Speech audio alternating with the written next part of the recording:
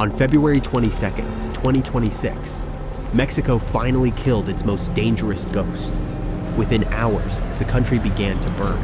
Mexico, the army has confirmed the death of one of the country's most feared drug lords, known as El Mencho. Arson attacks and shootings have spread through several cities. Puerto Vallarta's international airport has been affected. 7 members of the cartel died altogether, we understand as well. Fire, smoke, and chaos across several Mexican states. Violence erupted across the country, closing airports, schools, and public transport. Suspected members of the cartel began burning dozens of cars and trucks in the state as the army moved in, possibly to try to delay the operation. A small mountain town in western Mexico called Tapalpa. Population, a few thousand. Cobblestone streets, church bells, the kind of place no one looks twice at. And then the helicopters came. Mexican special forces moved in fast. This wasn't a routine sweep. This was a manhunt years in the making. The target, a 59-year-old man with no verified photos in years, no known address, no confirmed location. A man the DEA called the #1 priority for federal law enforcement in the United States, El Mencho. He was killed in an operation in the town of Talpapa. The U.S. had previously issued a $15 million reward for the capture of the co-founder and leader of the Jalisco New Generation drugs cartel. It's feared for its use of extreme violence. The cartel's fighters opened fire. Soldiers returned it. 4 CJNG members died at the scene.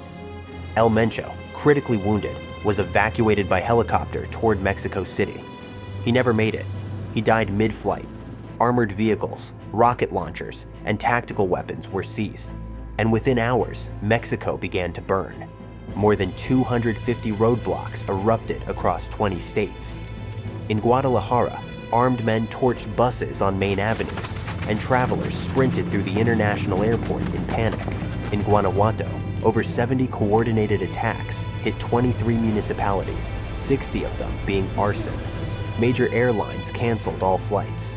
25 National Guard members dead in a single day. One man's death had brought an entire nation to its knees. But to understand why, you have to go back, not to the operation, but to the ghost they were hunting. Nemesio Rubén Oseguera Cervantes was born on July 17, 1966, in Aguililla, Michoacán, a rural community shaped by avocado groves and poverty. He dropped out of primary school. He crossed illegally into the United States. In California, he was arrested for drug trafficking, served his time, and was deported back to Mexico. It could have ended there. It didn't. He returned with a blueprint. He re-entered Mexico not as a desperate migrant, but as a man who understood the architecture of power. CJNG is the single criminal organization most responsible for these deaths on both sides of the border. The Jalisco New Generation Cartel took the fight to the next level. Americans ordered to shelter in place as cars were set on fire by members of the Jalisco New Generation Cartel. The Jalisco New Generation Cartel, CJNG, born from the ashes of the Milenio Cartel in 2009, fully operational by 2011. Most cartels expand through brute terror alone. El Mencho expanded through structure. CJNG operated like a corporation. The results were staggering. In 2015, they shot a Mexican military helicopter out of the sky with a rocket-propelled grenade. In 2020, a CJNG squad ambushed Mexico City's then police chief with grenades in broad daylight. They pioneered drone-launched explosives and road mines.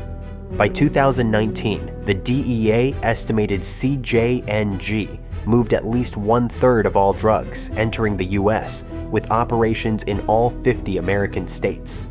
It wasn't just violence that made CJNG terrifying. It was the scale of its reach. The cartel trafficked massive quantities of fentanyl, methamphetamine, heroin, and cocaine into global markets. Fentanyl alone was fueling an overdose crisis, killing tens of thousands of Americans every single year. Unable to reach the ghost directly, authorities dismantled everything around him. His wife Rosalinda was detained on financial crime allegations. His brother Abraham, recaptured by Mexican authorities in February 2025, is a key money laundering operator. Co-founder Eric L85 Valencia Salazar, taken into U.S. custody in early 2025, brother Antonio was extradited to the U.S. that same year, raising fears inside the cartel that cooperation could lead authorities straight to El Mencho. And then there was his son, Rubén Oseguera González, El Menchito, extradited to the United States in 2020, was convicted by a federal jury in September 2024 on drug trafficking and firearms charges. In March 2025, he was sentenced to life in prison plus 30 years and ordered to forfeit over $6 billion in trafficking proceeds. The line of succession broken. The empire was being chipped away, but the ghost at its center remained free. If you've made it this far, you already know this story is bigger than one man. Drop a comment below and subscribe, because we're just getting started on stories the mainstream news buries in a single headline. By early 2026, intelligence had been building for months. Surveillance patterns, communications intercepts, movement signatures. Authorities believed Oseguera Cervantes was present in Tapalpa, a small hillside town in Jalisco, long considered untouchable CJNG territory. February 22nd, the operation launched. Mexican Army Special Forces moved in with National Guard backup, air support, and intelligence from the Attorney General's office. Cartel fighters opened fire, soldiers returned it. When the smoke cleared, El Mencho was wounded and in custody. He was evacuated by helicopter toward Mexico City. He died mid-flight, gone. And then the retaliation came.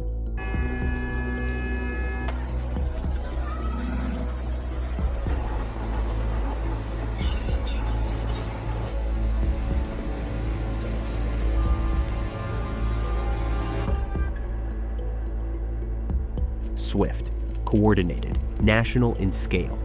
14 confirmed dead on the first day alone.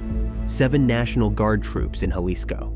6 more in Zapopan. Roadblocks stretched from Baja California to Veracruz. Puerto Vallarta, the country's 4th largest tourist destination, turned into a war zone by nightfall.